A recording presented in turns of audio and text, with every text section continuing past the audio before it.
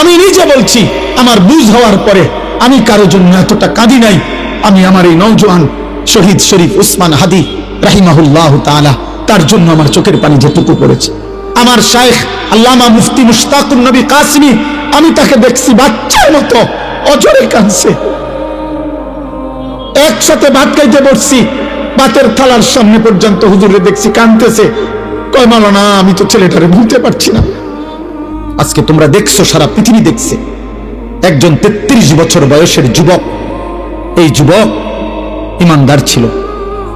আমার প্রিয় ভাই, আমার কলিজার টুকরা ভাই শহীদ শরীফ উসমান হাদি রাহমাতুল্লাহ আলাই, এই নওজোয়ান ইমানদার নওজোয়ান। 5 ওয়াক্ত নামাজ সে পড়তো প্রতিদিন। খোদার কসম, ফজরের নামাজ সে জামাতে পড়তো। ফজরের জন্য বন্ধুদেরকে ডাকতো। ফজরের নামাজ পড়ে তার সংসদীয় এলাকা, যেখান থেকে সে স্বতন্ত্র প্রার্থী হতে চেয়েছে, সেখানে ওয়ার্কিং করত। যেদিন গুলিবিদ্ধ হয়েছে সেদিন তো সে জুমার নামাজ পড়ে আল্লাহকে সেজদা দিয়ে মসজিদ থেকে বাইর হয়েছে। এর কিছুক্ষণের মধ্যেই সে গুলিবিদ্ধ হয়েছে।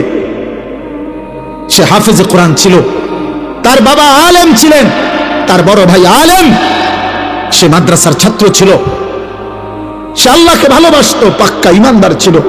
তার হৃদয়ের সপ্তাহে দেশপ্রেম, মাতৃভূমির 1 ইঞ্চি জমিন, মাতৃভূমির 1 ইঞ্চি জমিনের আজাদি, স্বাধীনতা, সার্বভৌমত্ব সে দিল থেকে চেয়েছিল। তার বক্তব্য এটাই ছিল যে আমি আমার মাতৃভূমির 1 ইঞ্চি জমিন আমি কাউকে নিতে দেব না, নিতে দেব না। এক যুবক আল্লাহকেও রাজি করেছে, মাতৃভূমির প্রতি ভালোবাসা দেখাইছে, ঈমান এবং দেশপ্রেম, এই 2 জিনিস তার মধ্যে একত্র হওয়াতে, তোমরা ভাই বলো, একটা ছেলে বলো, তোমরাও দেখছো, আমরাও দেখছি, গোটা বাংলাদেশের লক্ষ লক্ষ আলেম, মুফতি, মুহাদ্দিস, পীর, বুজুর্গ, আউলিয়া, ইমাম, খতিব, মুয়াজ্জিন, তালেবে ইলম, হাফেজে কোরআন, বুড়া মানুষ, জওয়ান মানুষ, বাচ্চা মানুষ, আরে বাবা, এই জাতির 18 কোটি মানুষ মনে হয় তার জন্য অঝরে চোখের পানি ফেলছে। আমি অসংখ্য আলেমের মুখে শুনছি, আমি নিজে বলছি, আমার বুঝ হওয়ার পরে আমি কারো জন্য এতটা কাঁদি নাই। আমি আমার এই নওজোয়ান শহীদ শরীফ উসমান হাদি রাহিমাহুল্লাহ তাআলা, তার জন্য আমার চোখের পানি যেটুকু পড়েছে। আমার শাইখ আল্লামা মুফতি মুশতাকুর নবী কাসিমি, আমি তাকে দেখছি বাচ্চার মতো অজরে কাঁদছে। একসাথে ভাত খাইতে বসছি, ভাতের থালার সামনে পর্যন্ত হুজুরে দেখছি কাঁদতেছে। কয় মাওলানা, আমি তো ছেলেটারে ভুলতে পারছি না। তাইলে বলো ভাই, এত মানুষের চোখের পানি ঝরছে একজন ইমানদার যুবকের জন্য, তোমরা দেখছো বাবা। অতএব তোমাদের কাছে বলি, বাপ, মরিলে এমন মরাই মইরো, বাঁচলে এমন বাঁচাই বাইচ। এই পৃথিবী তোমার মনে রাখবে না রে আব্বা। এই নারী, ছবি, মোবাইল, অস্থির দৃশ্য, জিনা, ব্যভিচার, মদ, জুয়া, বন্ধুদের অসৎ আড্ডা, রাত্র দিন মোবাইলের আসক্তি, আর 1 ওয়াক্ত নামাজের সেজদা নাই।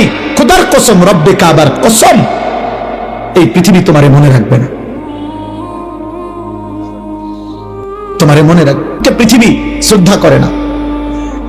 দুনিয়া তো নাফরমানও ভোগ করে, কিন্তু পৃথিবী তাকে সম্মান করে না। ফেরাউন, এই নাম, এই বেঈমান, তো পৃথিবী ভোগ করছে, সে তো বাদশা ছিল, কিন্তু আজকের পৃথিবীতে কোনো মানুষ মুসলমান দূরে থাকবে, কোনো মানুষ কোনো কুত্তার নামও রাখে না ফেরাউন। এই পৃথিবীর কোনো কুত্তার নাম নাই ফেরাউন, এই পৃথিবীর কোনো কুত্তার নাম নাই নমরুদ, এই পৃথিবীর কোনো কুত্তার নাম কেউ আবু জাহেল রাখে না, এই পৃথিবীর কোনো কুত্তার নাম কেউ আবু লাহাব রাখে না। কিন্তু 1450 বছর আগে এক গোলাম, কৃতদাস, হাবশি গোলাম, নিগ্রু, কালো গোলাম, সে আল্লাহকে রাজি করেছে, নবী সাল্লাল্লাহু আলাইহি সাল্লামের ভালোবাসা বুকে নিয়ে কবরে গেছে। আজকে 1450 বছর পরেও পৃথিবীর লক্ষ কোটি ইমানদারের সন্তানের নাম বেলাল। বেলালের কোনো আঞ্চলিকতা নাই, বেলালের কোনো সীমানা নাই। বেলাল সারা পৃথিবীর, আবু বকর সারা পৃথিবীর, ওমর সারা পৃথিবীর।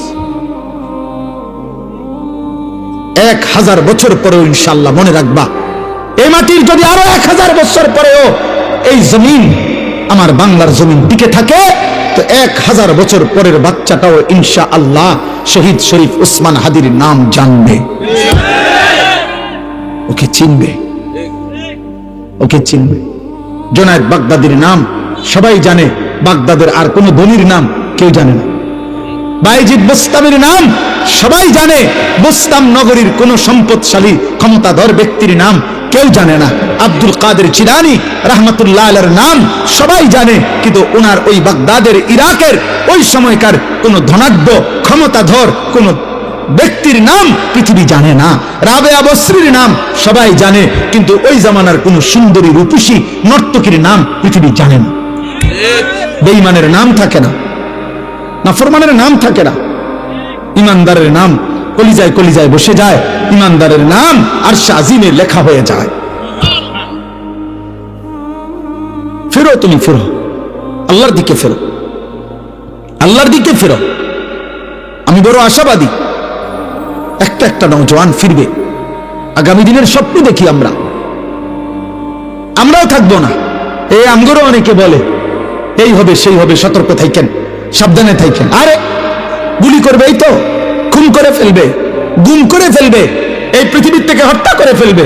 আমি তো স্পষ্ট বলছি, যাই করো বেঈমান, যাই করো যেই কোনো আলেম, যেই কোনো ইমানদার, যেই কোনো সাহসী বাংলার স্বাধীনতাকামী আধিপত্যবাদ বিরোধী বাংলার যেই কোনো ইমানদার যুবককে যাই করো, গুলি করো, খুন করো, শহীদ করো, হত্যা করো, গুম করো, হারিয়ে ফেলো, আর কোনো আলেমকে যাই করো, শেষ পর্যন্ত তাকে তো তুমি আল্লাহর কাছেই ফেরত পাঠাইবা। আর ওই মালিক ইনসাফ করবেন, ইনসাফ করবেন, তিনি জুলুম করবে না। ঘুরে এগারাই আমার কই ফাটাইবা, আল্লাহর কাছে তো ফাটাইবা, আর কি খালাস। আর অসুবিধা কি বেটা? হ্যাঁ, গুলি করো আর ফাঁসি দাও, পাঠাইবা কার কাছে? তো সারছে তো, উনি তো সব দেখছে, উনি তো সব জানে, উনি তো জুলুম করবে না। আল্লাহ জুলুম করবে? খালাস, আর চিন্তা কিসের? পরিবার, বিবি বাচ্চা কিচ্ছু হয় না, আস্তে আস্তে বেকুব ভাইয়া দাঁড়ায় যায়, সবে জিন পার হয়ে যায়।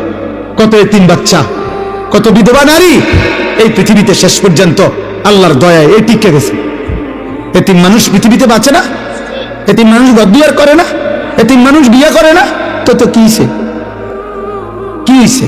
শহীদ শরীফ ওসমান হাদির ছেলে 8 বছরের মাসুম বাচ্চা মরবে না। আল্লাহ চাহে তো আমরা দোয়া করছি সে যেন আগামী দিনে মাহাদির সৈনিক হইতে পারে, তার হাতে আজাদির ইতিহাস যেন রচিত হয়।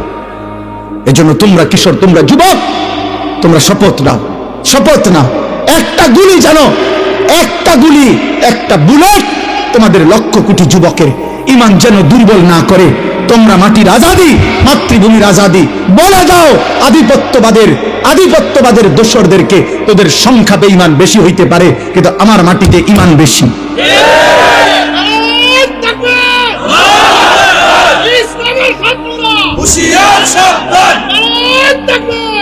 আমাদের জমিনে ইমান বেশি, ইনশাআল্লাহ, ইনশাআল্লাহ। আমরা খুন দেব, আজাদি দেব না। 1 ইঞ্চি মাতৃভূমির জমিন কেউ নিতে পারবে না, ইনশাআল্লাহ। যে পরিমাণ যুবক দরকার রবের ইশারায়, তুমি জানবাও না, ইমানদার যুবক ঠিকই আছে, ছিল, থাকবো ইনশাআল্লাহ। এমন অনেক ছেলে আছো, শোনো মিয়া, আমার কথা শোনো। নবী তো সেদিন আবু বকরকেও দাওয়াত দিছে, আবু জেহেলকেও দাওয়াত দিছে, ওমরকেও দাওয়াত দিছে, আবু লাহাবকেও দাওয়াত দিছে, দিছে না? কথা বলে না তো? আল্লাহর পাক যেন বন্ধুকে বলছে, বন্ধু দাওয়াত আমনে সবাইরে দেন, লোক নিব আমি। লোক নেব কে? আমি লোক নেব। কারে কারে লাগবে ইসলাম বিজয়ের জন্য, সেটা আমি নেব। আপনি কইতে থান, আপনি কোন? তো আল্লাহ পাকের নবী দাওয়াত তো দিছে সবাইকে। আর শাজিমের মালিক বলছে, আবু বকরকে নিলাম, আবু জেহেলকে নিলাম না, ওমরকে নিলাম, আবু লাহাবকে নিলাম না, ওসমানকে নিলাম, উতবাকে নিলাম না, আলীকে নিলাম, শাইবাকে নিলাম না। আল্লাহ বলেন, বন্ধু চারোটাই কুরাইশ বংশের। আবু বকর কুরাইশ, আবু জেহেলও কুরাইশ, আবু লাহাবও কুরাইশ, ওমরও কুরাইশ। আল্লাহ বলেন, আমার মন চাইছে এই 2 জন নিলাম, আমার মন চায় ওই 2 জন নিলাম না। এজন্য ঈমানের বিজয় হবে, মাহদী আসবে, কালেমার বিজয় হবে, দাজ্জালের পতন হবে, ইহুদিদের পতন হবে, ইসলামের পতাকা উড়বে, পৃথিবীময় ইসলামের খেলাফত প্রতিষ্ঠিত হবে। খোদার কসম, এ তোমার নবীর কথা, এ আমার নবীর কথা, এ কায়নাতের নবীর কথা, এ রাহমাতুল আলামিনের কথা। তিনি বলছেন, যদি ইসরাফিল ফু দিতে আর একদিনও বাকি থাকে, তবুও উম্মত মনে রাখো, আমি রাসূল বলে গেলাম, মাহদী আসবে, দাজ্জাল প্রকাশ পাবে, মাহদী তাকে হত্যা করবে, আর কালেমার পতাকা পৃথিবীময় উড়বে। আমার নবী সাল্লাল্লাহু আলাইহি সাল্লামের কথা মিথ্যা হবে? সত্য হবে? হবেই হবে ইনশাআল্লাহ। হয়তো তুমি কামে লাগলা না, ইসলামের বিজয় হবে যেদিন, হয়তো তুমি সেদিনও বেড়ে চাও। তুমি নর্তকী দেখবানি, তোমার মতো আর কামলারে নিল না, আরে তোমার মতো চরিত্রহীনরে নিল না আর কি, তোমার মতো নারী লোভীরে নিল না আর কি, তোমার মতো নেশাখোর জুয়াখোররে নিল না আর কি। তো কি হইছে? আবু জেহেল ছাড়া ইসলাম বিজয় হয় না? আবু লাহাব ছাড়া ইসলাম বিজয় হয় নাই? তো তোমার ছাড়া হইতো না? আমার ছাড়া হবে না? হবে ইনশাআল্লাহ, হবে ইনশাআল্লাহ। এই জন্য বাপ, এটা বুঝতে শিখো। আল্লাহ বলছেন, আহাসিবান নাসু আন ইউতরাকু আন ইয়াকুলু আমান্না ওয়া হুম লা ইফতানুন। আল্লাহ বলে, বান্দা তুমি শুধু মুখে বলবা আমি মুসলমান, আমি মুমিন, আর আমি তোমাকে কোনো পরীক্ষা না নিয়ে এমনিতেই ছেড়ে দেব, জান্নাত দিয়ে দেব, হবে না, হবে না, দেব না। ওয়ালাকাদ ফাতান্নাল্লাযীনা মিন ক্বাবলিহিম, আল্লাহ বলে সকল যুগে যারাই নিজেকে মুমিন বলেছে আমি তাদের পরীক্ষা নিয়েছি। ফালা ইয়ালামান্নাল্লাহুল্লাযীনা সাদাকু ওয়ালা ইয়ালামান্নাল কাযিবিন, আমি পরীক্ষা নিয়েই জেনে নিয়েছি ঈমানের দাবিতে সত্যবাদী কে, মিথ্যাবাদী কে। অতএব আমরা যারা এখানে আছি, আমরা নিজেকে মুসলমান বলি তো, বলে না ভাই? অতএব খোদার কসম, জওয়ান বুড়া, নারী পুরুষ, ছোট বড়, আলেম পাবলিক, হুজুর মুসল্লি, সবাই পরীক্ষা দিতে হবে। কার কাছে? কি দিতে হবে? এই পরীক্ষা কি? পরীক্ষা হলো এই তামাম জিন্দেগির আমল, এটাই পরীক্ষা। প্রতিটা নামাজের ওয়াক্ত পরীক্ষা। আল্লাহ দেখতে চায় সেজদা দেও না নাফরমানি করো। প্রতি বছর পরীক্ষা, যাকাত দিচ্ছ না দিচ্ছ না। প্রতি রমজান পরীক্ষা, রোজা রাখছো না রাখছো না। প্রতিবার সম্পদ হলে আমি আল্লাহ দিছি তা আমি দেখছি, হজ করছো না করছো না। নারীর সামনে মোবাইলে হোক আর রাস্তায় হোক পরীক্ষা, টাকায় আসো না চোখ নামাইছো। টাকার সামনে পরীক্ষা, হালাল টাকা না হারাম টাকা। খাবার সামনে পরীক্ষা, হালাল খাবার না হারাম খাবার। মানে আমার প্রতিটা আদেশ, প্রতিটা নিষেধ, আমার রাসূলের প্রতিটা সুন্নাত, এটাই পরীক্ষা। পরীক্ষা কোনটা তাইলে? এই জীবনভর ঈমান আমলের পরীক্ষা। আল্লাহ বলেন তুমি পরীক্ষা দিতে হবে। পরীক্ষার মাধ্যমে আমি আল্লাহ জেনে নেব। পরীক্ষা চলবে মৃত্যু পর্যন্ত। কোন পর্যন্ত? এজন্য তাফসীরের মধ্যে আছে, দুনিয়াকে বলা হয় দারুল ইমতিহান, পরীক্ষার ঘর। আখিরাতকে বলা হয় দারুল জাযা, ফলাফলের ঘর। দুনিয়াকে বলা হয় দারুল আমাল, আমলের ঘর। আখিরাতকে বলা হয় দারুল হিসাব, হিসাবের ঘর। আমল এখানে, হিসাব সেখানে, পরীক্ষা এখানে, ফলাফল সেখানে, ফলাফল সেখানে। এজন্য পরীক্ষা দিতে হবে আব্বা, পরীক্ষা দিতে হবে, পরীক্ষা দিতে হবে। নবী সাল্লাল্লাহু আলাইহি সাল্লামের একটা একটা সুন্নাত মানতে হবে। আমরা এই জন্যই বলি, আমি ব্যক্তিগতভাবে কোনোদিন এই দ্বন্দ্বে বিশ্বাসী না। ওই ধাক্কা ধাক্কি ঠেলা ঠেলি, তার লগে তোর লগে আমি কথায় কথা বহস করে এলাম, এরা উড়াইলাম, উড়ে কেডা আছে না, উড়ানোর দরকার, আমরা জায়গার থাকেন কীর্তন উড়াইতাম আমি উদা কামে। আমি এই ফুদ্দারিত নাই।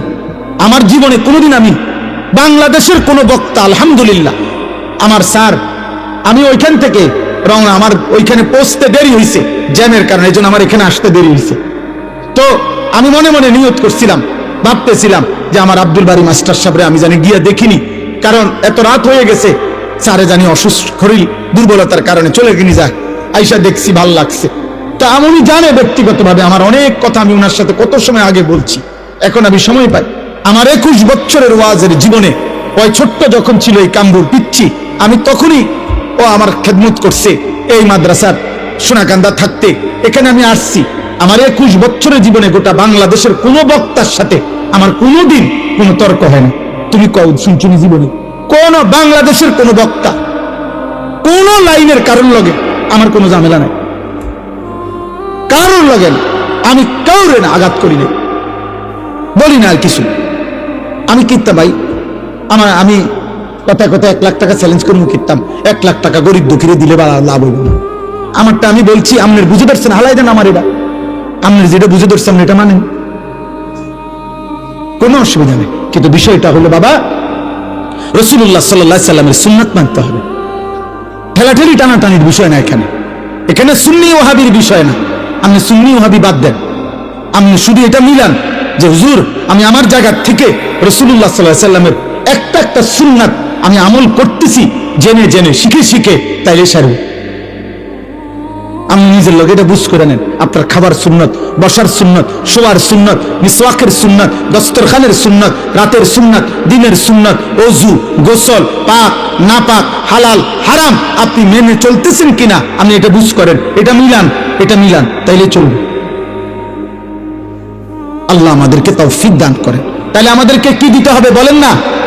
পরীক্ষা দিন। পরীক্ষা চলছে, পরীক্ষা চলছে। এবার শেষ কথা হলো, আল্লাহ বলেন আম হাসিবাল্লাযীনা ইয়ামালুনা সাইয়্যাতি আন ইয়াসবিকুনা সাআ মা ইয়াহকুমুন। ভয়ঙ্কর কথা আল্লাহ বলছে, বান্দা তোমরা যারা যারা গুনাহ করছো, পাপ করছো, তোমরা যদি ভেবে থাকো, তোমরা যদি মনে করে থাকো পাপী যে আমি আল্লাহকে ডিঙ্গায় লাইবা, আমারে আড়াল করে ফেলবা, আমাকে ডিঙ্গাইয়া পার পাইয়া যাইবা, সাআ মা ইয়াহকুমুন, এটা তোমাদের বড় নিকৃষ্ট মন্দ ভুল সিদ্ধান্ত, ভুল সিদ্ধান্ত। তুমি বোকামি করছো বান্দা যদি ভেবে থাকো। তুমি যদি মনে করে থাকো যে পুলিশের ফাঁকি দিয়া লাইছি, র্যাব টের পাইছে না, বিজিবি টের পাইছে না, মেম্বরে কইতারে না, চেয়ারম্যানে জানে না, আমার আব্বাই জানে না, আমার মায়ে জানে না, আমার বউই টের পাইছে না, আমার জিফুতে টের পাইছে না, আমগো গ্রামের কেউ টের পাইছে না। খোদার কসম আল্লাহ বলেন এদের সাথে তুমি আমারে আন্দাজ করো না বান্দা,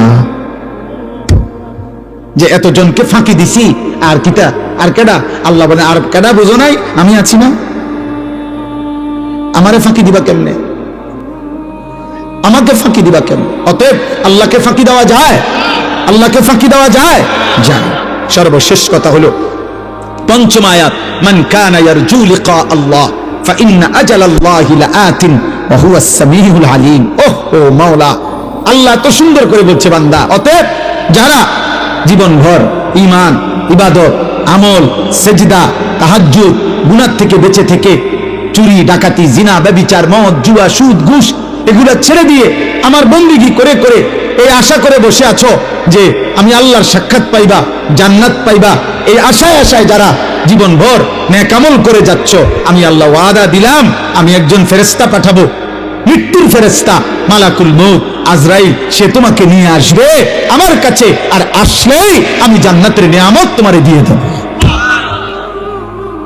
ফাইন্না আজালাল্লাহি লাআতিন ওয়া হুয়াস সামিউল আলিম।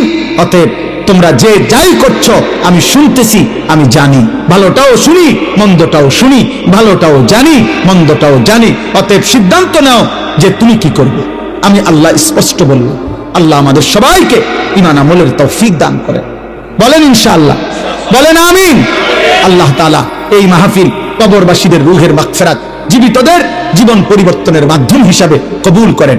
আমি আমার গাড়িতে একটা বই আছে, সাদা গাড়িতে রাসূলুল্লাহ সাল্লাল্লাহু আলাইহি ওয়াসাল্লামের জীবনের সমস্ত সুন্নাত, একেবারে জিন্দেগীর যত সুন্নাত নবীজির জীবনের ছোট বড় প্রায় 600 পৃষ্ঠা ব্যাপী, বাংলা ভাষায় এর চাইতে বড় পূর্ণাঙ্গ নবীজির সুন্নাতের উপরে আর কিতাব নেই।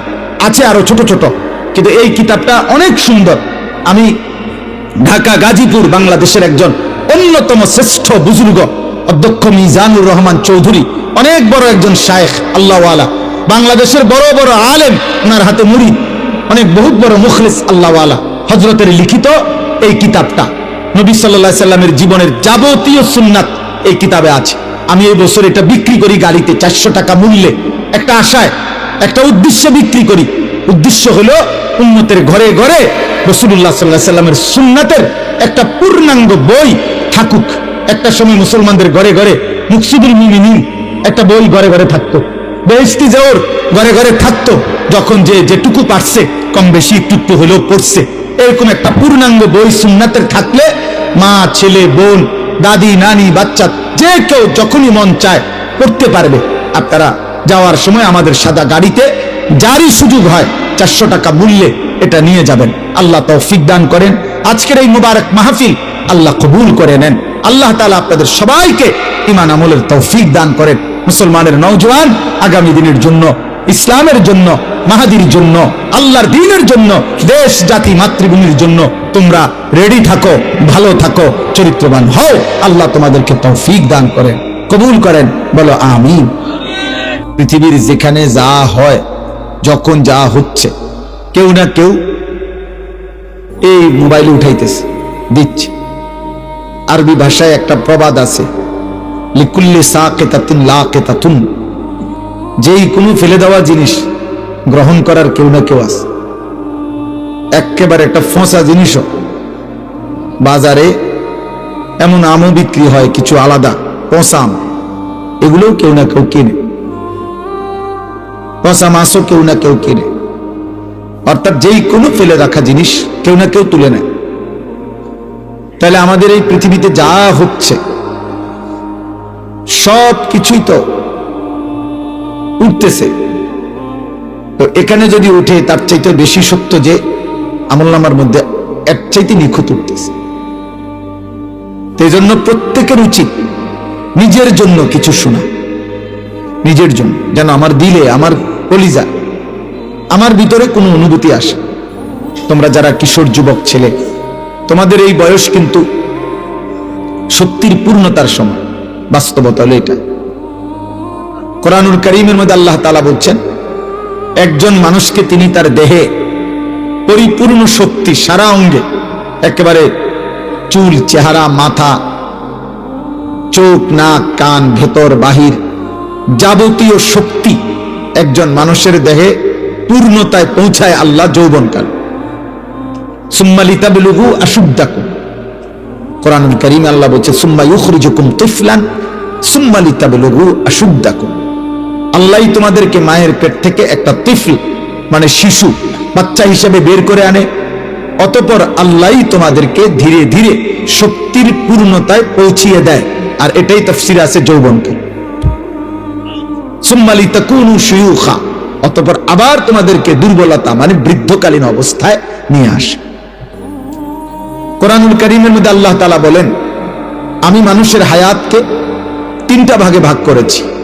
এর 2 ভাগ দুর্বলতা, 1 ভাগ শক্তি। আল্লাহ তাআলা বলেন, আল্লাহুল্লাযী খালাকাকুম মিন দুআফিন, আল্লাহই তোমাদেরকে সৃষ্টি করেছেন দুর্বল অবস্থায় মানে শিশুকাল। সুম্মা জাআলা মিন বাদি দুআফিন কুওয়াতান, অতঃপর তোমাদের দুর্বলতার উপরে তিনি নতুন করে তোমাদেরকে দিয়েছেন কুওয়াতান, শক্তি মানে যৌবনকাল। সুম্মা জাআলা মিন বাদি কুওয়াতিন দুআফান ওয়া শাইবা, অতঃপর তিনি আল্লাহই পুনরায় আবার ফিরিয়ে দিয়েছেন দুর্বলতা এবং বৃদ্ধ অবস্থা। ইয়াখলুকু মা ইয়াশা, তোমার দেহ দেখলেই তুমি বুঝবে বান্দা যে আল্লাহ যখন যা ইচ্ছা তাই করতে পারে।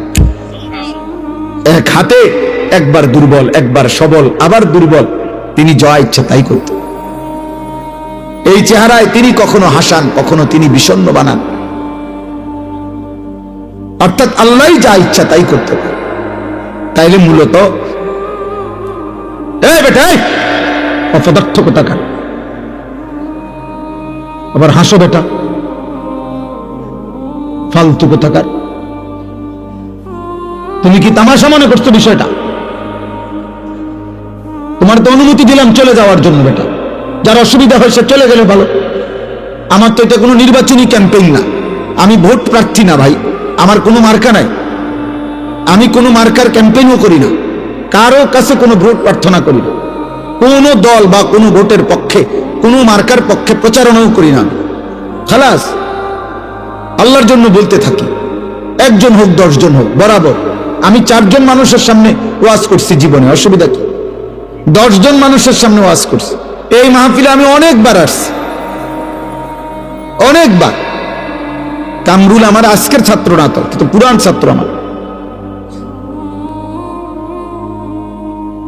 সমর্থনের কোনো বিষয় না ভাই, আমি নিষেধ করলাম, সুন্দরভাবে বললাম, এখন কেন দমক শুনলাম?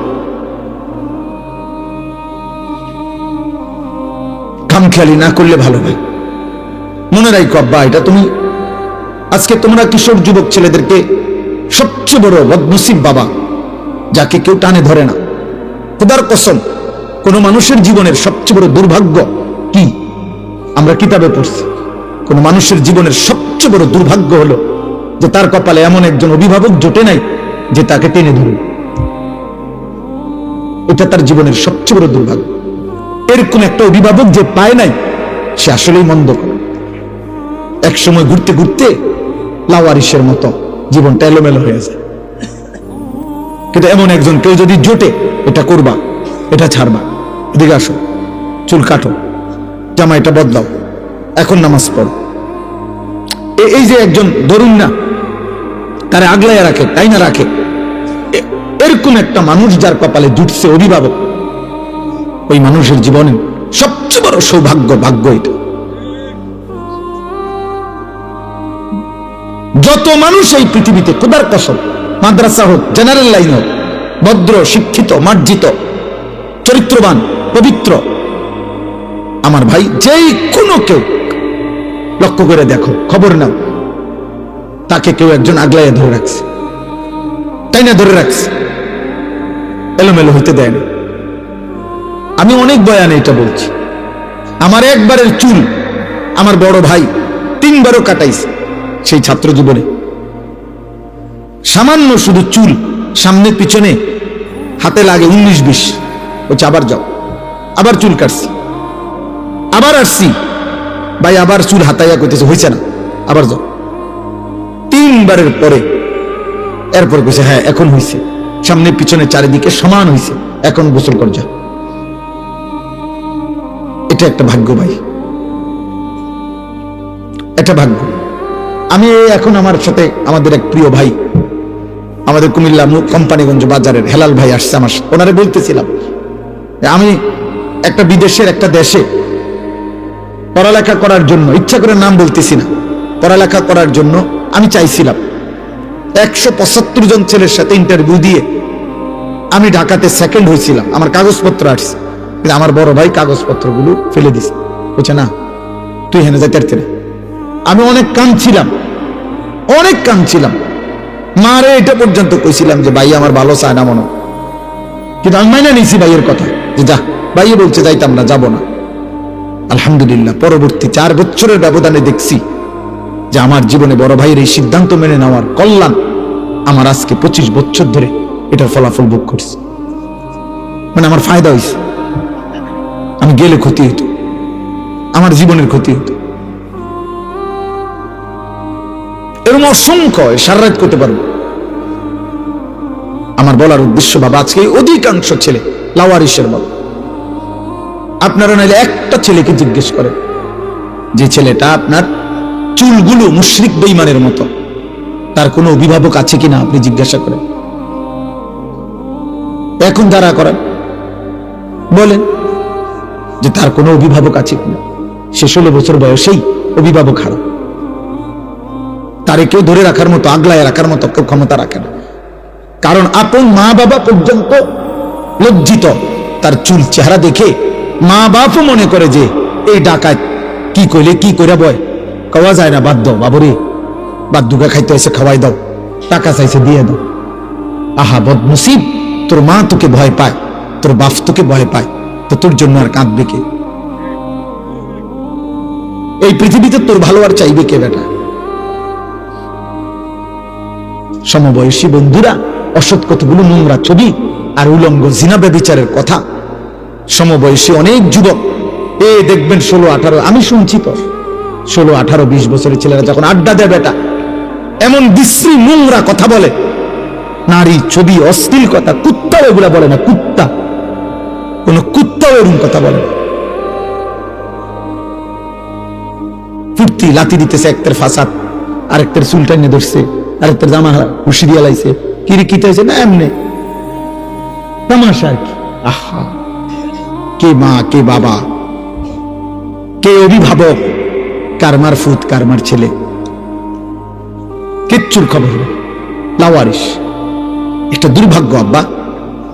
ভাত খাওয়া জীবনের কোনো সফলতার কিছু না, ভাত কোনো আশ্চর্য কিছু না। পেশাব পায়খানা, যৌন চাহিদা পূরণ। আমি প্রত্যেক দিন বলি ঘুম, এতো এগুলো জানোয়ারেরও পূরণ। একটা কুকুর বিড়ালও খায়, ঘুমায়, পেশাব পায়খানা করে। লজ্জাস্থানের চাহিদা কুত্তারও পূরণ হয়, তাহলে কুকুরের বাচ্চা হয় কেমনে বেটা? হ্যাঁ বেটা, যৌন চাহিদা তো জানোয়ারেরও পূরণ হয় বেটা, নাহলে ছাগলের বাচ্চা হয় কেন, গরুর বাচ্চা হয় কেন বেটা? এটা তো জীবনের কোনো সফলতা না আব্বা। সফলতা হলো তুমি মানুষ হচ্ছ কিনা, তোমার কোন আখলাক আছে কি।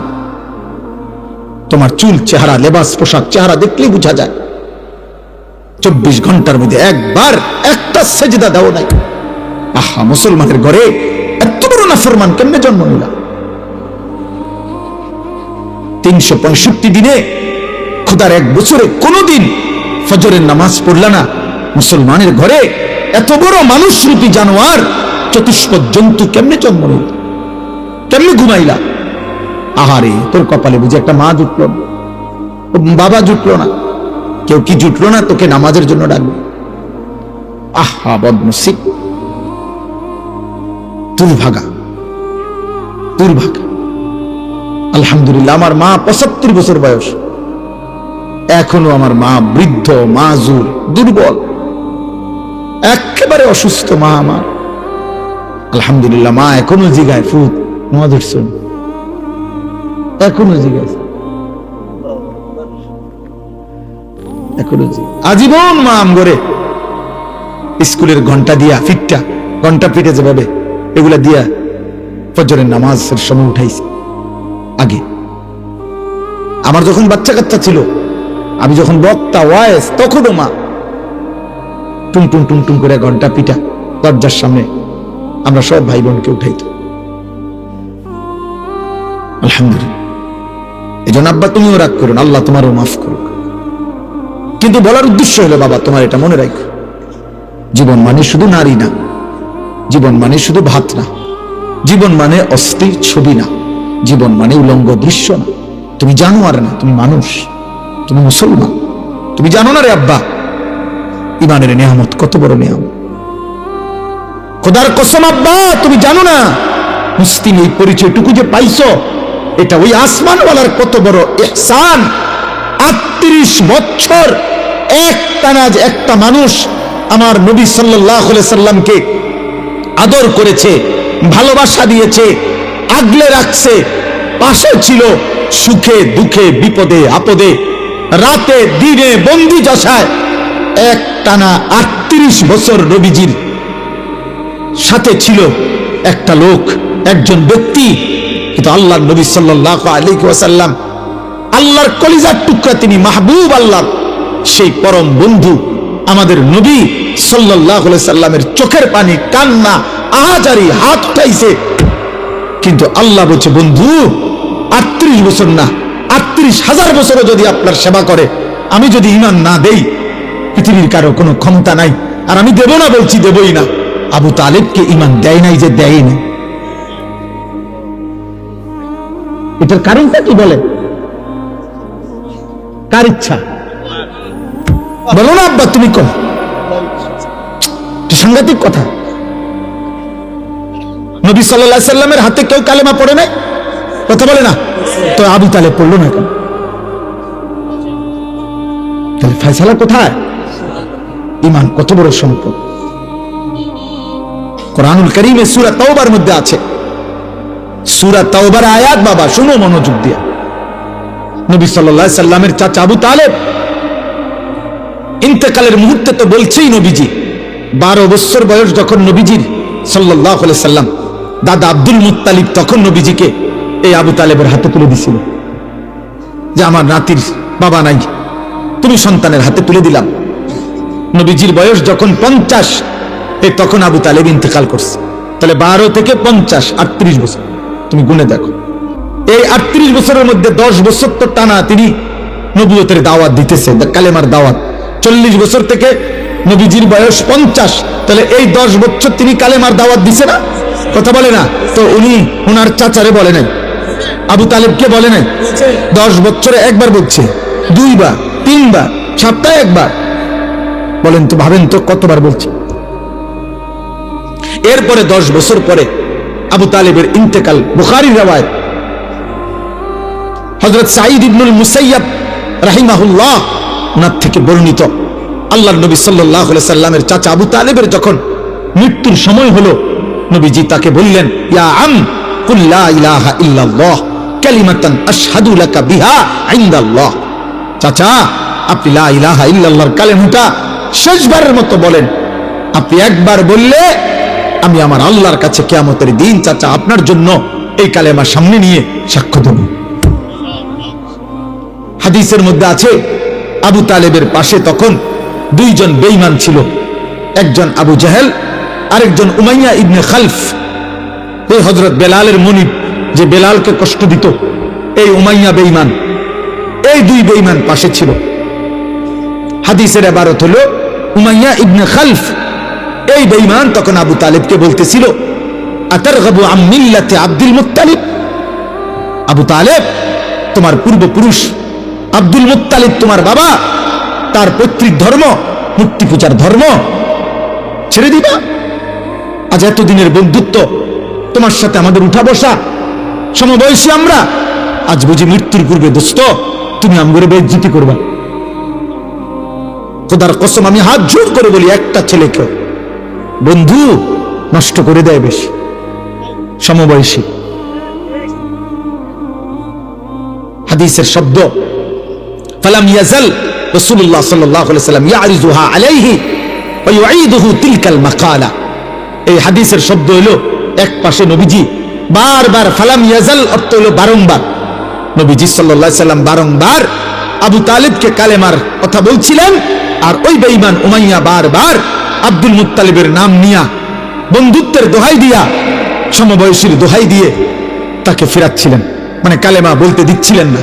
হাত্তা মাতা, এরই মধ্যে আবু তালিবের মৃত্যু হয়ে গেল। নবীজি তখনও, হাদিসের ইবারত, নবীজি তখন বললেন, লা আস্তাগফিরান্না লাকা মা লাম উনহা আনকা। চাচা, আল্লাহ যতক্ষণ পর্যন্ত আমাকে নিষেধ না করবে ততক্ষণ পর্যন্ত আমি আপনার জন্য এবার আমার আল্লাহর কাছে ক্ষমা প্রার্থনা করতে থাকবো। আল্লাহ যদি আপনারে মাফ করে দেয়, খোদার কসম সূরা তাওবা কোরআনুল কারীমের আয়াত আছে, এই নবী যখন এবার হাত তুলছে আল্লাহর কাছে, তখন আল্লাহ পাক আয়াত নাজিল করে বলছে, মা কানা লিন নাবিয়্যি ওয়াল্লাযীনা আমানু আন ইস্তাগফিরু লিল মুশরিকিনা ওয়ালাউ কানু উলি কুরবা মিন বাদি মা তাবায়্যানা লাহুম আন্নাহুম মিন আসহাবিল জাহিম। আল্লাহ বললেন, বন্ধু, কোন নবী এবং তার ঈমানদার উম্মতের জন্য জায়েজ নাই, জায়েজ নাই আন ইস্তাগফিরু লিল মুশরিকিন, কোন মুশরিকের জন্য ক্ষমা প্রার্থনা করা, ওয়ালাউ কানু উলি কুরবা, যদি সে সর্বোচ্চ নিকটাত্মীয় হয়। আপনি হাত নামান, আপনি হাত নামান, আমি মাফ করব না বন্ধু।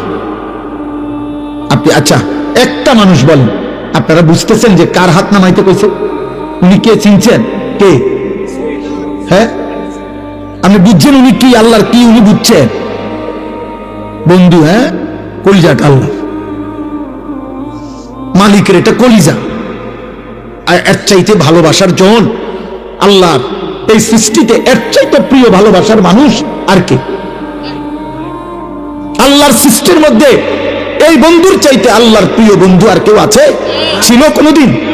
তো উনাকে বলছে হাত নামান, মাফ করব, আমি হেদায়েত দেব। হযরত ইব্রাহিম আলাইহিস সালাম, এই তিনটা উদাহরণ দেই।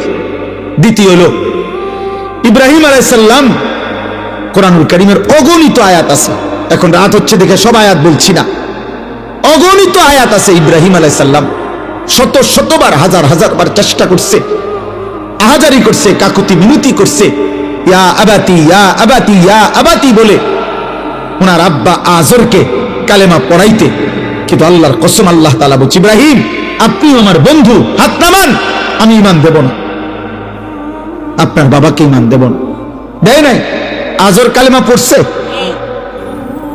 আচ্ছা আপনি দেখেন তো এর ব্যতিক্রমটা, এই ইব্রাহিম নবীর একটা বিকল্প দেখেন তো, যার হাতে তার বাবা কালেমা পড়লো না, তো অথচ মাত্র 12 বছর বয়সে ছেলেটা ইসমাইল, হযরত ইসমাইল উনার ছেলে, এই মাত্র 12 বছর বয়সে উনি তাকে বললেন, 11-12 বছরের ছেলেকে, আমি স্বপ্নে দেখতেছি বাবা, আল্লাহর হুকুমে তোমাকে আমি জবাই করতেছি, তুমি কি বলো? ছেলেটা তৎক্ষণাৎ বলছে, আপনি আমার আল্লাহর হুকুম কার্যকর করেন, কোনো সন্দেহ নাই, আমার আল্লাহ যা বলছেন আপনি তা পালন করেন। তাহলে 12 বছর বয়সের ছেলেটাকে আল্লাহ চিনাইল কে? আর 60 বছরের বাবাকে আল্লাহ চিনাইল না কে? সব ফয়সালা কার হাতে? 3 নাম্বার উদাহরণ হলো নূহ আলাইহিস সালাম। 950 বছর যিনি মানুষকে আল্লাহর দিকে ডাকছে, জাহান্নাম থেকে বাঁচাইতে চাইছে, সেই নূহ আলাইহিস সালাম 950 বছর পরে যখন তুফান শুরু হয়েছে, ওনার ছেলে কেনাআনকে, এই কাফের ছেলেটাকে বাঁচাইতে, ঈমান আনাইতে কত হাজারি করছে। ইয়া বুনাইয়ার কাম্মানা ওয়ালা তাকুম মাল কাফিরিন। নূহ আলাইহিস সালাম শেষবারের মতো বলছে, বাবা 950 বছর আমি আল্লাহর দিকে ডেকেছি, আজ আর আল্লাহ বলছে আর ডাকতে না, আর কোনো অনুমতি নাই। আল্লাহ বলছে সবাইকে শেষ করে দিবে, আল্লাহ বলছে আর কাউকে ঈমান দিবে না বাপ, তবুও তুমি আমার সন্তান, আমার চোখের সামনে আমার ছেলেটা জাহান্নামের আগুনে জ্বলবে, আমি বাপ এটা মানতে পারি না। এজন্য শেষবারের মতো বলছি সন্তান, আর কোনোদিন কাউকে ডাকবো না, কাউকে বলবো না। ইয়া বুনাইয়ার কাম্মানা, তুমি ইমানদারদের সঙ্গী হয়ে পড়ো, ওয়ালা তাকুম মাল কাফিরিন, বেঈমানদের সাথে থাইকো না। এদিকে নূহ নবী আহাজারি করছে, বারবার বারবার বারবার। আসমানওয়ালা রব আল্লাহ বলছে না বন্ধু, হেদায়েত দেব না। দিছে? তাহলে নূহ নবীর হাতে কেউ কালেমা পড়ে নাই? ইব্রাহিম আলাইহিস সালামের হাতে কেউ কালেমা পড়ে নাই? তো আজর কালেমা পড়লো না কেন? কেনান কালেমা পড়লো না কেন? তাহলে ঈমানের এই দৌলত, আল্লাহ পাকের কত বড় দয়া। খুদ রাসূলুল্লাহ সাল্লাল্লাহু আলাইহি সাল্লামের হাত তিনি নামায় দিছে, ইব্রাহিমের হাত নামাইছে, নূহ নবীর হাত নামাইছে। তো তোমারে আর আমারে কি যোগ্যতার কারণে আল্লাহ তাআলা মুসলমানের ঘরে জন্ম দিছে? আফসোসের বিষয়। আমার খুব আশ্চর্য লাগে রে বাপ। আহা, আখিরাতের দিন, কবরের দিন, কিয়ামতের দিন আমরা সবাই বুঝতে পারবো ঈমান কত বড় নিয়ামত ছিল, ইসলাম কত বড় নিয়ামত ছিল, নামাজের কি পরিমাণ সুযোগ ছিল, আখিরাত সুন্দর করার কি পরিমাণ সুযোগ ছিল। একটা লোক কাফের, হিন্দু, বৌদ্ধ, ইহুদি, খ্রিস্টান, তাকে জাহান্নাম থেকে বাঁচতে হইলে আগে তাকে ঈমান আনতে হবে, তারপরে ইবাদত করতে হবে। আর আল্লাহ তাআলা আমাদেরকে জন্মসূত্রেই বলছে, বান্দা আমি তোকে ঈমান দিলাম যেন জান্নাতের হাতে তুলে দিলাম। সেই আমরা যদি কদর না করি, আমাদের কাছে যদি এটা কদর না হয়, আর কি হবে? এই জন্য রাত গভীরে আমি আর লম্বা করতে চাচ্ছি না, আমি সমস্ত যুবক ছেলে তোমাদের কাছে এই 5টা আয়াত বাবা আপনাদের কাছে তর্জমা করি। শুধু একজন হোক, একজনই যদি মনোযোগ দিয়ে শুনেন, আপনার কাছে আমি মনে করাইতেছি, আপনি শুধু শুনেন এই আয়াত। কোরআনুল কারীমের 20 নম্বর পারা, 29 নম্বর সূরা, সূরা আনকাবুত এই সূরাটার নাম। এই সূরার প্রথম 5টি আয়াত আমি তেলাওয়াত করেছি, শুধু সংক্ষিপ্ত, শুধু তর্জমা বললেই বুঝবেন। আল্লাহ তাআলা বলতেছেন, বিসমিল্লাহির রহমানির রহিম, আলিফ লাম মিম, এলো প্রথম আয়াত। এটা কোরআনের একটা মুজিজা। কোরআনুল কারীমের মোট 29টি সূরার শুরুতে এরকম অক্ষর আছে, আলিফ লাম মিম, আলিফ লাম র, হা মিম, কাফ, এরপরে আইন সিন কাফ, এরকম অক্ষর আছে। যারা কোরআন শরীফ তেলাওয়াত করে তারা এটা দেখে। এই অক্ষরগুলো কোরআনের মুজিজা। মক্কার কুরাইশ কাফেররা বলতো যে কোরআন মুহাম্মদের নিজের বানানো, নাউজুবিল্লাহ। তো আল্লাহ তাআলা বুঝাইলেন যে শোনো, কোন মানুষ যদি গল্প, কবিতা, প্রবন্ধ কিছু লেখে, তাহলে জ্ঞানী গুণী অন্যরা ওইটা পড়েই ব্যাখ্যা করতে পারে যে কি বুঝাইতে চাইছে, কি বলতে চাইছে, এটা অন্যরা বুঝে। কারণ সেও যেহেতু জ্ঞানী গুণী, তো বাকিরাও জ্ঞানী গুণী, ওরাও এটা বুঝবে। এজন্য এক লেখকের কবিতা পরবর্তী স্যারেরা ব্যাখ্যা করতে পারে, প্রবন্ধ পরে স্যারেরা পড়াইতে পারে, এটাই তো নিয়ম।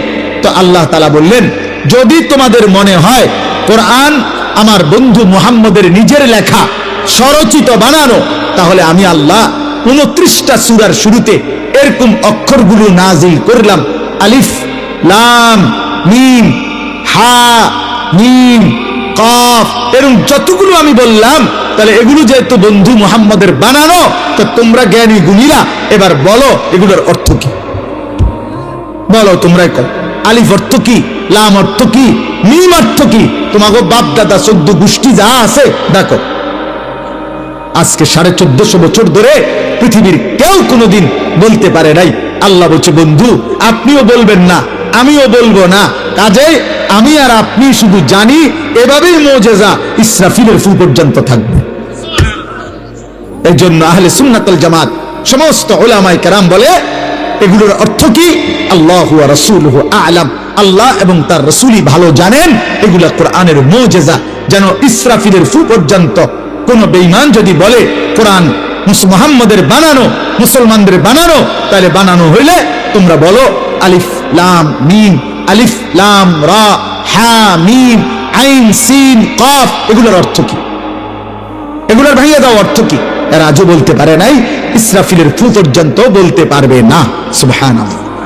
অথচ 3000 বছর আগের, 2000 বছর আগের শিলালিপি, যারা এই ভূতত্ত্ববিদ, যারা আপনার মাটির নিচের বিভিন্ন জিনিস জাদুঘরে যারা রাখে, গবেষণা করে, এরা এগুলো বলতে পারে।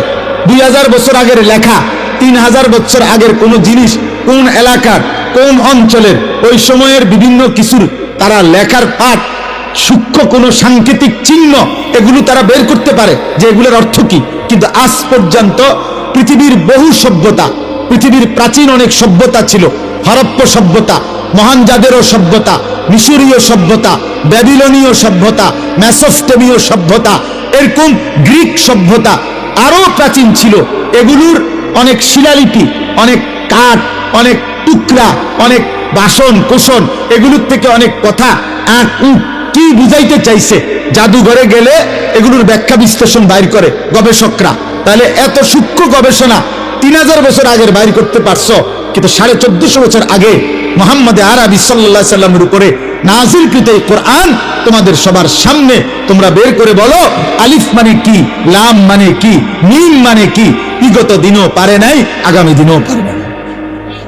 অতএব কোরআন আল্লাহর কালাম। কোরআন কার কালাম? এজন্য নওজোয়ান মনে রাখো, কোরআন থেকে দূরে সরাই আজকে বেঈমান তোমাগরে নিয়া বান্দর খেলা খেলতেছে। যদি তোমরা আল্লাহর কোরআন সবক শুনতা, রাসূলুল্লাহর কিছু হাদিস শুনতা, তাহলে চুল চেহারা এমন হতো না রে আব্বা। দুর্ভাগ্য, বেঈমানের সফলতা হলো দুনিয়ার লোভ দেখাইয়া কয়টা ভাত মাছ আর দুনিয়া ভোগ করার স্বপ্ন দেখাইয়া তোমারে দিয়া বহুত কিছু ফরাইছে 12 বছর, কিন্তু আখিরাতের কথা ভুলাইয়া তোমারে তোমার শ্রেষ্ঠ কিতাব কোরআন থেকে বঞ্চিত করে দিছে। আরে বুঝাইছে বড় বড় কিছু হইবা, একেবারে তাল গাছের মতো বিরাট শিক্ষিত হইবা, আতির মতো ওজন হইব তোমার, 83 তলা বিল্ডিং করবা, হ্যাঁ, নৌকার রূপে গাড়ি, গাড়ির রূপে নৌকা, এরপরে দিয়া বাড়ি গাড়ি, অনেক কিছু করতে পারবা, অনেক কিছু হইবা, অনেক কিছু। পড়ো, বাংলা পড়ো, অঙ্ক পড়ো, ইংরেজি পড়ো, পদার্থবিজ্ঞান পড়ো, জীববিজ্ঞান পড়ো, রসায়ন বিজ্ঞান পড়ো। এরপরে সে দেখলো আহারে 16 বছর পরে পড়ে দেহে আমার তে না ফরিন্য বহুজন আমার থেকে 1000 কোটি টাকার মালিক। বহু মূর্খের অধীনে, মূর্খ বকলমের অধীনে বহুত বড় ডিগ্রিধারী চাকরি করে, যারে বস কয়, যারে সে স্যার স্যার কয়, ওইতে স্যারের আব্বাও বোঝে না। হ্যাঁ, ওইতে বসের আব্বাও বোঝে না, কিচ্ছু বোঝে, সরু সরেও ছেড়ে না। আমার পরিচিত এরকম বহুত লোক আছে। দুনিয়া ধোকা দিছে, অথচ দুনিয়া তো এমনিই মিলে। দুনিয়া কোনো না কোনো ভাবে সুখে দুঃখে, রাতে দিনে, আলো অন্ধকারে, আল্লাহর দুনিয়া তো আল্লাহ দিয়েই দিচ্ছে রে বাপ, দিয়েই দিচ্ছে, যাকে যা বরাদ্দ তা দিচ্ছেই।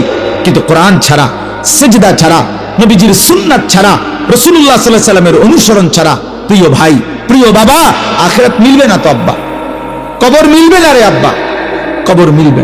আরে কবরবাসীদের রূহের মাগফিরাত এইটা যে পরিমাণ দরকার, তার চাইতে পরেরটা বেশি দরকার।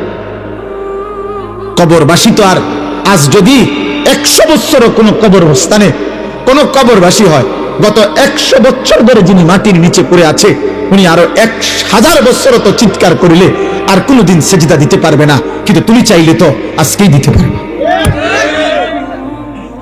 কবরবাসী তো আমি যদি কবরস্থানের ভিতরে মাইক দিও, আমি যদি চিল্লাই যে হে কবর দাদা, আব্বা কবরবাসী, আপনি বাপ আমার, আপনি দাদা, এখনো তো ইসরাফিল ফু দিতে দেরি, আপনি এই টাইমটা কদ্দুর কবরে থাইক্কা জিকির করেন না, সেজদা দেন না, ও তো পারবে না রে।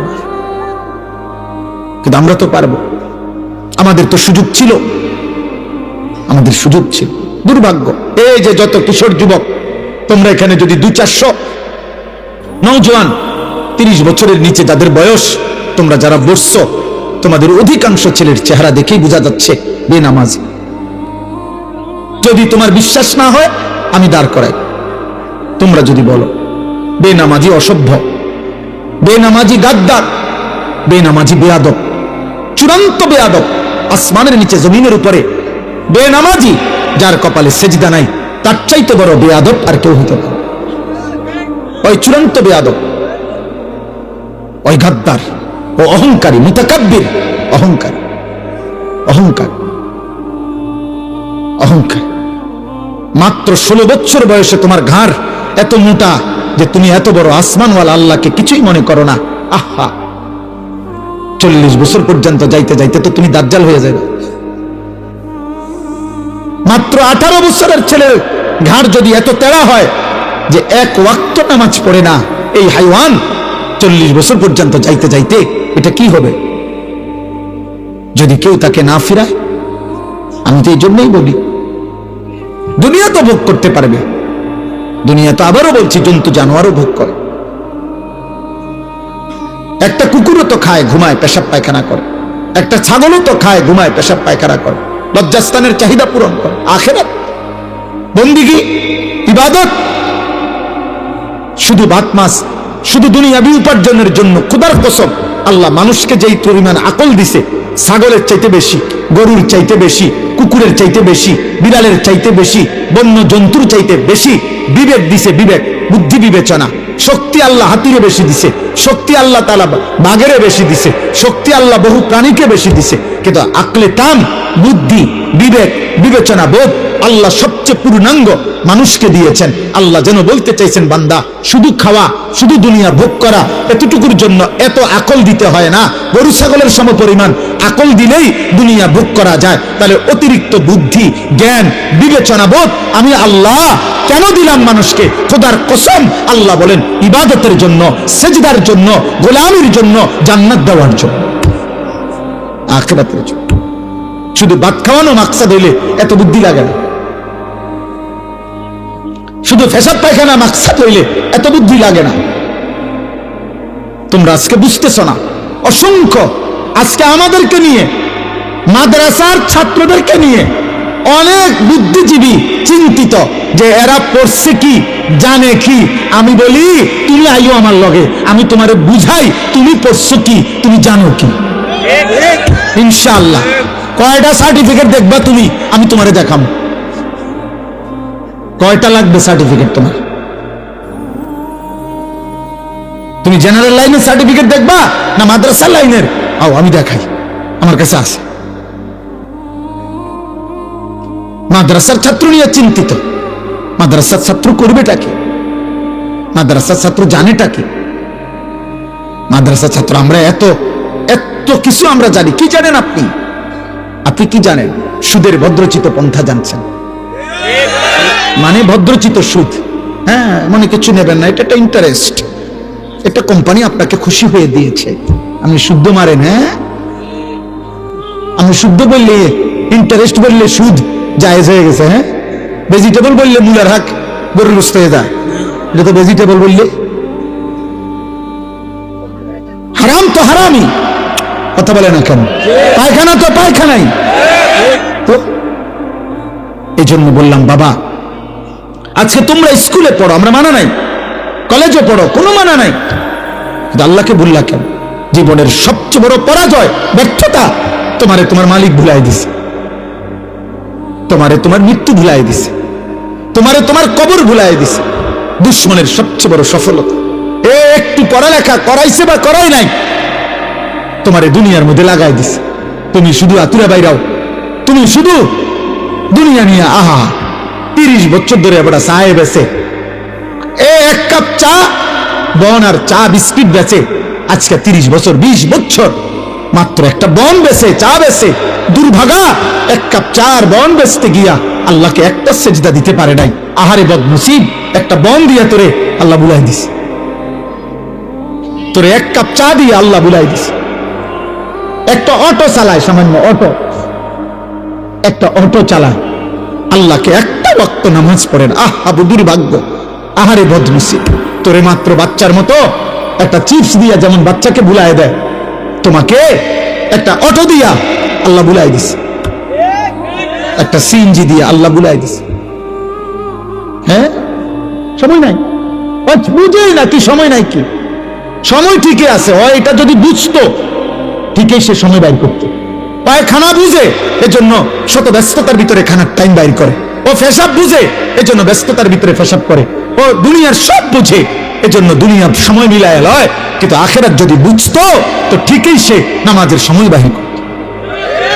আমিও তো শত ব্যস্ত, আপনারা কারো যদি মন চায় একদিন আমার সাথে দৌড়াইয়া দেখেন, আমি সকালবেলা ঘুম থেকে ওঠার পরে রাত 4টা পর্যন্ত কি করি, আপনি আমার লগে চলেন। কিন্তু আমি তো আল্লাহকে সাক্ষী রেখে বলি আলহামদুলিল্লাহ, আমি তো 5 ওয়াক্ত নামাজ পড়ছি। তাহলে এরকম হাজারো মানুষ তো দুনিয়া চলতেছে, বউ বাচ্চা স্ত্রী সংসার, কিন্তু আল্লাহ ভুলে যাবে কেন? আল্লাহ ভুলে যাবে কেন? কত টাকা বেতনে চাকরি করবা? 30,000 টাকা, 30,000 টাকা। স্বাভাবিক বেতন কত হবে? 18,000 টাকা, 26,000 টাকা। চুরি দুর্নীতি হারাম টাকা, এটা তো টাকা না, এটা তো হারাম। যেটা অন্যায় করে নিছ। 2 নম্বর, আমার একজনে বলছে হুজুর বেতন হইলে 8,000, লাগবে হইলে 12 লাখ চাকরি নিতে, 12 লক্ষ টাকা। আমি বলছি নারিল্লা, কি কও?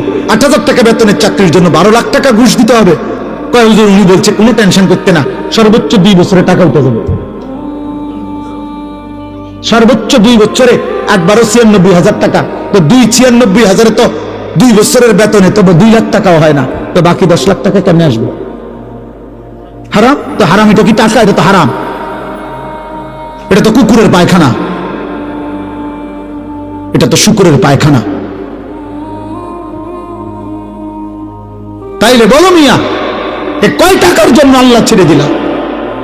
তোমরা কেন নামাজ পড়ো না? বলো বাবা, রাত গভীরে বলো, আমি এখনই দোয়া করবো, ঠিক আছে? কিন্তু তোমরা বলো আব্বা, একটা ছেলে বলো, এমন মালিক কেমনে ভুলে গেল? ধরে নাও বাবা মা কেউ কিছু বলতেছে না, তো আল্লাহ থেকে ছুটবা কেন? বলো বাবা, একটা ছেলে বল। আর কিছু?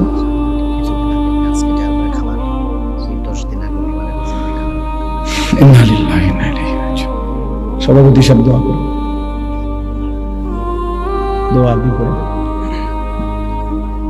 আলহামদুলিল্লাহ রাব্বিল আলামিন। আল্লাহুম্মা আনতাস সালাম ওয়া মিনকাস সালাম, তাবারাকতা ইয়া যাল জালালি ওয়াল ইকরাম, ইয়া আরহামার রাহিমিন, ইয়া আরহামার রাহিমিন, ইয়া আরহামার রাহিমিন। রব্বানা যালামনা আনফুসানা ওয়া ইল্লাম তাগফির লানা ওয়া তারহামনা লানাকুনান্না মিনাল খাসিরিন। রব্বানা আতিনা ফিদ দুনিয়া হাসানা ওয়া ফিল আখিরাতি হাসানা ওয়া কিনা আযাবান নার।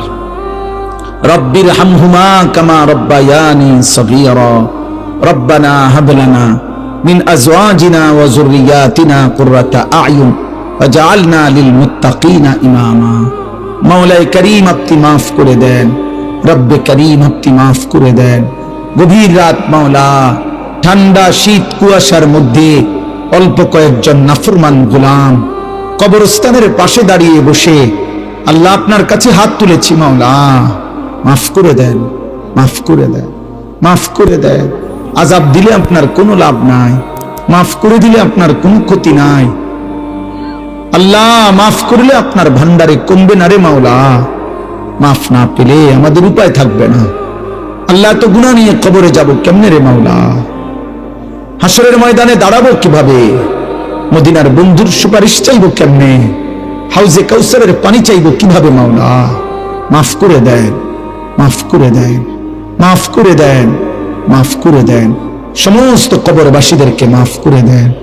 সমস্ত কবরবাসীদেরকে মাফ করে দেয়। আল্লাহ, এখন আমরা ঘরে ফিরলে লেফ কম্বলের নিচে আমরা শুইতে যাব। আল্লাহ আল্লাহ, এই প্রচন্ড ঠান্ডা শীত কুয়াশার মধ্যে, আল্লাহ এই ভিজা মাটির গভীরে কবরে আমার বাপ কেমন আছে জানি না মাওলা, স্বজন কেমন আছে জানি না রে মাওলা। আল্লাহ, আপনি ঠান্ডা কবরে জান্নাতের বিছানা বিছায়া দেন, জান্নাতের বিছানা বিছায়া দেন, আপনার নূরে রহমত দ্বারা ভরপুর করে দেন। আল্লাহ, আমাদের সমস্ত মুর্দেগান যার যেখানে যত স্বজন কবরে, সকলকে মাফ করে দেন, মাফ করে দেন। আমাদেরকে হেদায়েত দিয়ে দেন, আমাদেরকে ঈমান দান করেন। আল্লাহ, আমরা যারা জীবিত আমাদের জীবন সুন্দর করে দেন, ঈমান আমল দান করেন, সেজদাওয়ালা কপাল বানিয়ে দেন, কাঁদনেওয়ালা চোখ বানিয়ে দেন। আল্লাহ, জিকিরওয়ালা জবান বানিয়ে দেন, মোহাব্বতওয়ালা দিল বানিয়ে দেন, সুন্নাতওয়ালা জীবন বানিয়ে দেন। আল্লাহ, জীবনটা সুন্দর করার তৌফিক দান করেন, ঈমান আমল দান করেন, ঈমান আমল দান করেন। মা বোনদেরকে পর্দা পুশিদা দান করেন, কিশোর যুবক ছেলেগুলোকে নামাজি বানিয়ে দেন, বাবা চাচা মুরব্বীদেরকে আরো বেশি নেক আমলের তৌফিক দান করেন। আল্লাহ আল্লাহ আল্লাহ, যে চাচা কবরবাসী হয়ে গেছে, আল্লাহ মাত্র 10-12 দিন আগে মাফ করে দেন, মাফ করে দেন। আয় আল্লাহ, আমার শ্রদ্ধেয় আব্দুল বারী মাস্টার সাহেবকে হায়াতে তৈয়বা আফিয়া দান করেন, আফিয়া দান। আল্লাহ, জিন্দেগীর শেষ দিনও আমাদেরকে নামাজে দাঁড়িয়ে সেজদা দেওয়ার, দাঁড়িয়ে নামাজটুকু পড়ার তৌফিক দান করেন। আল্লাহ, আমাদের সবাইকে কবুল করেন, অসুস্থ বিমারি যারা শিফা করে দেন, কামাই রুজিতে হালাল বরকত দান করেন, যার যত পেরেশানি আসান করে দেন, অভাব দূর করে দেন। এই মাহফিল বাস্তবায়ন করতে গিয়ে যে যেভাবে সাহায্য করেছে, অংশগ্রহণ করেছে, টাকা পয়সা দিয়েছে, আল্লাহ গায়ে খেটে খেদমত করেছে, সকলকে উত্তম বিনিময় দান করুন। প্রবাসীদেরকে বিদেশের জমিনে সহি সালামতে নিরাপদে রাখেন মাওলা। আল্লাহ আল্লাহ, আমার দেশকে আপনি নিরাপদ করে দেন, একজন ইনসাফগার, ন্যায়পরায়ণ, আদেল শাসক আমাদেরকে দিয়েন মাওলা। কোন জালেমের হাতে তুলে দিয়েন না রে মাওলা, কোন জালেমের হাতে তুলে দিয়েন না রে মাওলা। আর যেন জুলুমের শিকার হতে না হয়। আল্লাহ, প্রতিটা মানুষের জান মাল ইজ্জত আবরু আপনি হেফাজত করেন, আপনি হেফাজত করেন। আমার মাতৃভূমির প্রতি ইঞ্চি জমিন স্বাধীনতা, সার্বভৌমত্ব আপনি অক্ষুণ্ণ রাখেন মাওলা।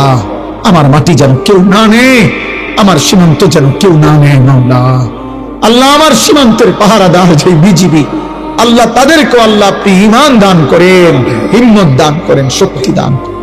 আল্লাহ আল্লাহ আল্লাহ, প্রিয় ভাই, আল্লাহ আমার জওয়ান টকবকে নৌজওয়ান, আল্লাহ আমার জাতির শ্রেষ্ঠ সন্তান, আমার স্বাধীনতার প্রতীক মাওলা, সার্বভৌমত্বের প্রতীক মাওলা, শহীদ শরীফ উসমান হাদি রাহিমাহুল্লাহ, আল্লাহ তার কবরকে নূরে নূরে ভরপুর করে দেন। এদেশের লক্ষ কোটি ইমানদার যুবক কিশোরকে তার মতো আদর্শ রঙিন হওয়ার তৌফিক দান করেন। রব্বির হামহুমা কামা রব্বায়ানি সগীরা, সুবহান রাব্বিকা রব্বিল ইজ্জাতি আম্মা ইয়াসিফুন। আয় আল্লাহ, মা বোনদেরকে পর্দা পুশিদা দান করেন, আবেদা সালেহা শাকিরা মা ফাতেমা রাবেয়া বসরিয়ার মতো বানিয়ে দেন। আল্লাহ, এই কবরস্থানের সমস্ত কবরবাসীদেরকে মাফ করে দেন। আল্লাহ, যেই কবরবাসীদের স্মরণে এই মাহফিল, সকলকে মাফ করে দেন, মাফ। রমজান কাছে গেছে মাওলা, রজব মাস শুরু হয়ে গেছে, আল্লাহ রমজান পর্যন্ত হায়াতে বরকত দেন। আল্লাহুম্মা বারিক লানা ফি রজব ওয়া শাবান ওয়া বাল্লিগনা রমাদান। সুবহান রাব্বিকা রব্বিল ইজ্জাতি আম্মা ইয়াসিফুন ওয়া সালামুন আলাল মুরসালিন ওয়ালহামদুলিল্লাহি রাব্বিল আলামিন।